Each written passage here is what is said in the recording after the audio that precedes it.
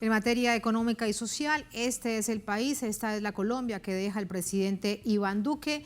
En tanto, a nivel coyuntural, más hechos para actualizar todo esto por profundizar. Por eso vamos hasta Bogotá con Antonio Morales, con su invitado a su lado, Mario López, analista y periodista. Hola Antonio, buenas noches de nuevo y adelante. Hola Tatiana, buenas noches y buenas noches a toda la audiencia latinoamericana de Telesur.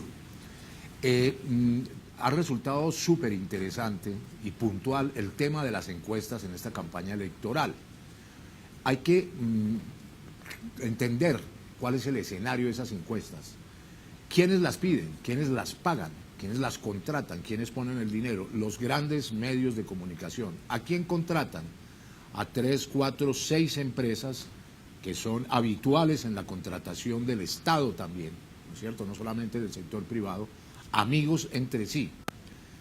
¿Y quiénes son los dueños de los medios de comunicación en Colombia? De los grandes medios masivos, de lo que hemos llamado los sectores críticos, la prensa hegemónica. Pues los grandes industriales, los grandes financistas y banqueros, los grandes ricos de Colombia. Es decir, hay una amalgama de sectores del poder económico y político, y no pocas veces no solamente eso, sino los poderes, digamos que paralelos en Colombia, que están ahí concertados en lo de las encuestas. Por eso, algunas encuestas se les cree, a otras no. Para hablar de ese tema tenemos un invitado muy especial, un colega, Mario López, periodista, analista de larga trayectoria. Mario, bienvenido a Telesur. Gracias, Toño. Bueno, ahí le puse el escenario Le digo Toño por la confianza que hay entre los dos, ¿no? Sí, Mario. Ahí lo pongo en el escenario, pues, de más o menos cuál es el contexto de las encuestas, pero ¿cómo las ha visto usted?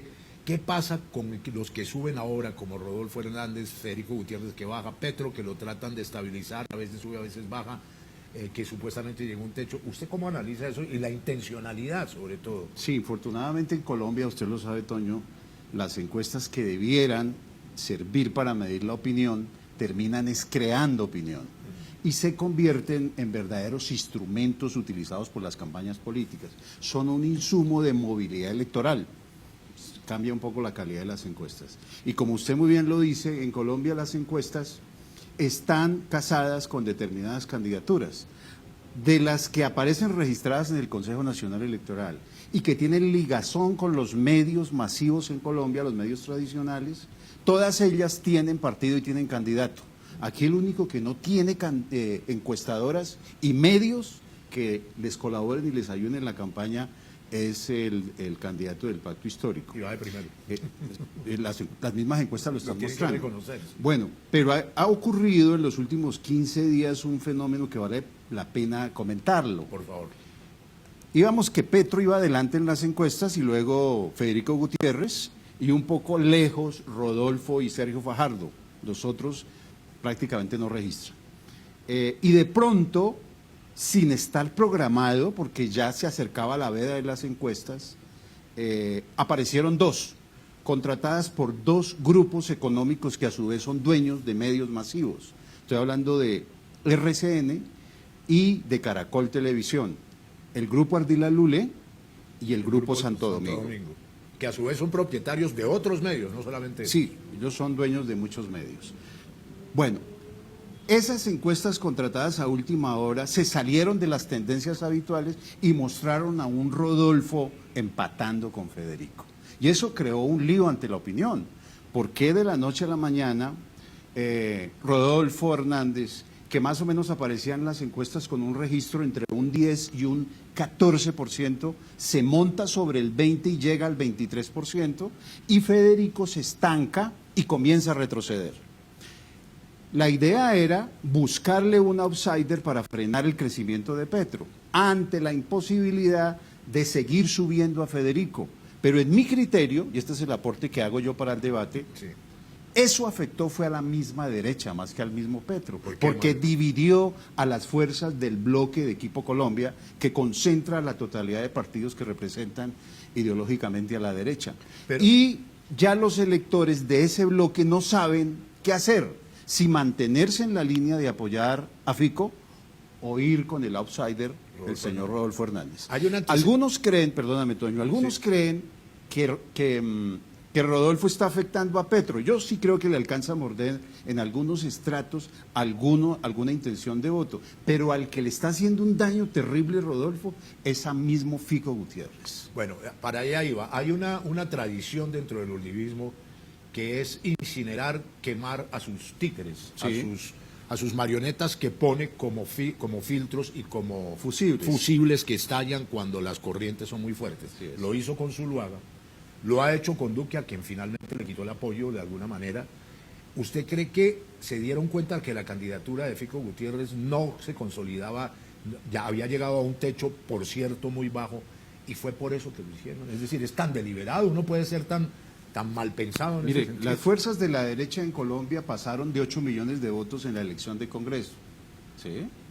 Esas fuerzas apoyaron a Fico Gutiérrez, acompañándolo todas a una. ¿Por qué Fico no pasa del 20 o del 22% cuando esos 8 millones y medio perfectamente pudieran acercarse al 30 o al 35%? Sí. Eso lo que indica es que Fico no pegó. ¿Sí? Pero Mario, aceptando que su tesis, que es para el debate, tiene asidero fuerte, ¿cómo afecta entonces la elección dentro de 2 días? Es decir, ¿cómo afecta a Petro? ¿Cómo pone al propio Rodolfo Hernández y a Federico Gutiérrez? Mi tesis es que esa jugada termina afectando a la derecha, no a Petro. ¿Sí? Porque debilitó a Fico y se dividió el apoyo electoral en la derecha en torno a Rodolfo y en torno a Fico. Y difícilmente ninguno va a pasar del 25%. Pero en ese caso tampoco uno podría prever en ese análisis que sube Petro hasta llegar a la posibilidad de ganar en primera vuelta. Es que yo creo que es posible que Petro gane en primera vuelta. Yo creo, ¿sí? Porque hay encuestas que no son amigas de la candidatura de Petro, que de manera consistente lo vienen acercando al 47, al 46, al 43, y algunas de ellas que no incluyen el voto no válido pasa al 52%. Yo de lo que estoy absolutamente seguro es que si alguna encuesta de esas da a Petro pasando del 50, eso no lo van a publicar nunca. Bueno, manipulación por las encuestas lo hemos sabido a lo largo de la historia electoral colombiana. Y viene el otro tema, que, a ver cómo lo ve usted. Ya no la manipulación, sino el delito electoral. Es la capacidad de incidir fraudulentamente sobre formularios, sobre urnas, sobre constreñimiento al elector, sobre compra de votos, trasteo de votos. Eso se entiende muy claramente que en Colombia es una práctica de las hegemonías. Se llamaban liberales y conservadores antes, ahora se llaman centrismo y centro democrático, en fin, siempre ocultan el nombre. Esa práctica les ha dado frutos y han permanecido en el poder cientos de años, Mario. Así es. Y entonces, Pues, ¿cómo ganar frente a eso? Es que no es fácil, el ventajismo ahí es muy grande. Del 100% de los votos del bloque de la derecha, que está todo unido contra el candidato alternativo, habría que preguntar qué componente tiene el voto comprado. ¿Qué porcentaje, digamos? ¿Qué componente tiene Es el un poco voto? aleatorio, nunca se sabe muy bien. El pero- voto comprado, que no es una pequeña cuantía. Aquí hay regiones enteras donde el voto comprado, con el hombre de la tula en la esquina del puesto electoral, compra cualquier cantidad de votos. Eso está demostrado suficientemente. Sí, sí. 2, ¿cuántos votos de ese bloque están impulsados por vía de los grupos armados dirigidos por las mafias locales en los departamentos? ¿Cuántos? Ahí los votos alternativos no tienen participación. ¿Y cuántos votos se mueven en función de la clientela electoral? Las maquinarias de los partidos tradicionales. Del 100% de los votos, esos 3 segmentos, ¿cuántos significan en el componente final? La pregunta es, ¿esos bloques al final cuánto voto libre tienen? ¿Voto No, pues, independiente o voto autónomo o voto ideologizado? O voto ¿Cuánto? por engaño, es decir, porque las encuestas es un Entonces, fenómeno de no, engaño, entonces- las posverdades son fenómenos Entonces de engaño. no, exactamente, entonces no es fácil en Colombia competir electoralmente, porque yo tengo un poder que compra votos, tengo un poder que constriñe con grupos armados, tengo un poder que por la vía del clientelismo y del empleo y de los puestos en el Estado también muevo votos. Un poder que no se puede auditar Eso tampoco. es muy ni se difícil, puede- muy difícil competirle a un poder así. Y sin embargo, están teniendo el temor de que pueden perder por primera vez las elecciones. Bueno, hablando de poderes, y está el otro, el que alguna vez, en tiempos distintos a los contemporáneos, se llamó el cuarto poder, que poco a poco ha ido decayendo, por lo menos el cuarto poder de los medios tradicionales. Ahora el cuarto poder va por otros lados, ustedes lo saben, es Internet, es Instagram, es Twitter, etcétera. La prensa ha actuado no solamente concertadamente, pienso yo, Mario, en el tema de las encuestas, sino en una guerra sucia, deliberada, a través de la mentira y el engaño, para potenciar a los candidatos afectos al régimen y a las tradiciones más oscuras de este país y a la violencia y a la guerra. Usted que ha estado en la prensa, hemos estado en la prensa, hemos trabajado juntos en esa prensa hegemónica, ya no estamos allá. ¿Cómo lo ve? No, para mí es un momento aterrador, Mario, y el peor en la historia de la prensa en Colombia. Así es. Hasta las antiguas figuras de los medios que le dieron renombre a los medios masivos en Colombia tuvieron que apelar a los medios digitales para poder seguir teniendo algún nivel de independencia. Exacto, sí. Eso le da a usted una idea de cómo se están manejando los medios. Los medios en Colombia actúan hoy día como verdaderos comandos políticos, como verdaderos operadores políticos. Uno ya sabe cuál es la línea editorial de X canal o de este otro canal, que no son muchos tampoco en Colombia, igual de los medios impresos e igual de las cadenas radiales. Uno ya sabe cuál es la línea política. Pero no tienen la misma incidencia. Pero lo nuevo que es, Toño, que la población, me da la impresión, sí, en esta coyuntura se enteró de eso. Se enteró de eso. Llegó a un nivel de que los conciencia, medios además, masivos en Colombia tienen candidato presidencial y tienen partido político. y no tienen el menor empacho en decirlo de frente, es decir, en utilizar todos los recursos torcidos, como convertir la opinión de ellos en supuesta información para incidir de manera mañosa y profundamente lesiva de la democracia sobre el elector. Así es. Entonces, eso me parece novedoso, que la población se dio cuenta que efectivamente esos medios no son tan imparciales ni son tan objetivos. Bueno, podríamos seguir hablando con Mario López de estos temas, es interesantísimo. Terminemos con una cosa, Mario.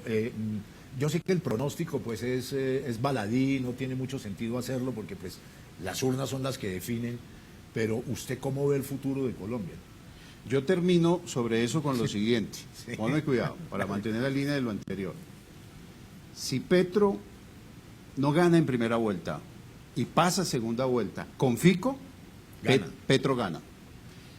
Si el que pasa segunda vuelta del bloque de la derecha es Rodolfo, se dificulta la definición, Sí. se dificulta. Esa es mi tesis.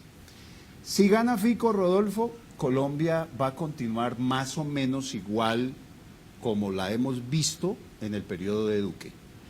Si Petro gana, va a haber un vuelco grande en muchos aspectos, sin llegar a los extremos catastróficos que algunos anuncian. Que son los mismos extremos que muestra la prensa, que muestran las encuestas, que muestran la guerra sucia, que muestra la manipulación, que muestra el clientelismo, porque esto es holístico y es un círculo vicioso. Tatiana, por favor. Sí, escuchándolos, Antonio y Mario, atentamente, varios interrogantes en torno al tema de las encuestas y por supuesto el momento político. Uno, si en estas encuestas, porque a diferencia de otros momentos en Colombia, por ejemplo, recordamos el plebiscito por la paz, no se tuvo en cuenta la opinión en esas consultas de la Colombia profunda, de las zonas rurales. Estas empresas deciden todo esto generalmente en las ciudades, en las grandes ciudades, Bogotá, Cali, Bucaramanga, Medellín, pero no en la Colombia profunda. Quiero conocer, Mario, ¿qué opinas al respecto? Si tienes alguna visión, un panorama que nos pueda permitir establecer eso, que me parece importante. Y lo segundo, para aprovechar este espacio, es, al fin de cuentas, ¿qué pasará con Sergio Fajardo? Era una de las figuras, ha sido una de las figuras que se ha mantenido en la política, en distintas candidaturas, pero es que ya ni siquiera hablan de ella. No, ustedes no lo he escuchado en lo más mínimo hablar de Sergio Fajardo, es decir, casi que ha desaparecido del panorama político electoral.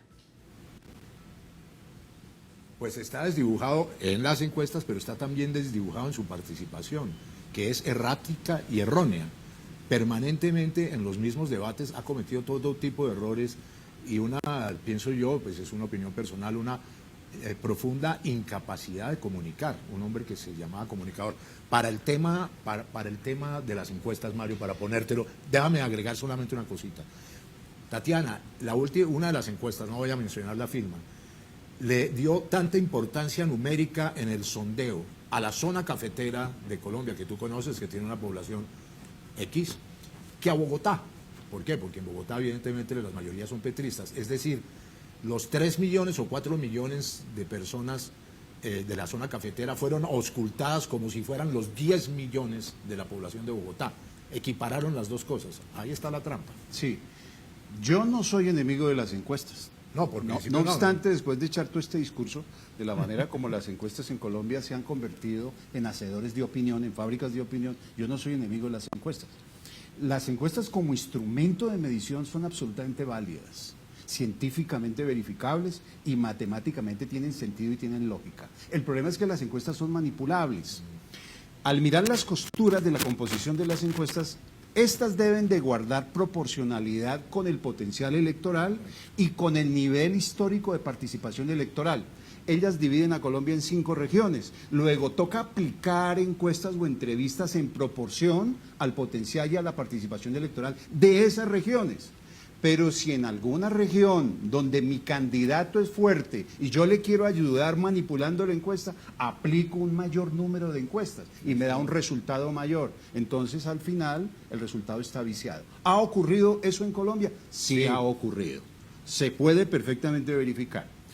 Yo quisiera agregar algo más sobre el particular, pero yo sé que el tiempo en la televisión es muy breve. Déjeme agregarle lo siguiente. Hágale. Fajardo está desaparecido, mi estimada Tatiana, porque él se dejó embriagar por el síndrome del centro en la política. Ese centro no existe en Colombia. El centro es la derecha. Ese centro no existe en Colombia porque en Colombia hay que tomar posición frente a la guerra y frente a la paz. Frente al hambre o la alimentación. Hay que tomar posición frente a la desigualdad. O usted es un privilegiado de ese 7% de colombianos que concentran toda la economía, o usted está en el otro 93%. Y Fajardo, creyéndose el síndrome del centro, con el 60% de participación electoral del centro, entre comillas, que eso es pura poesía, tomó la decisión de quedarse en la indefinición. Y la indefinición lo llevó a ver ballenas. A la catástrofe. Bueno, Tatiana, muchísimas gracias por estar con nosotros. Mañana nos vemos. Tatiana, por favor, sigue en Caracas. Muchísimas gracias, Mario. Antonio, como bien dicen, el tiempo en televisión es tan corto, pero sí que nos quedaríamos aquí conversando. Tenemos tiempo aún para ello hasta el próximo domingo. Gracias, buenas noches.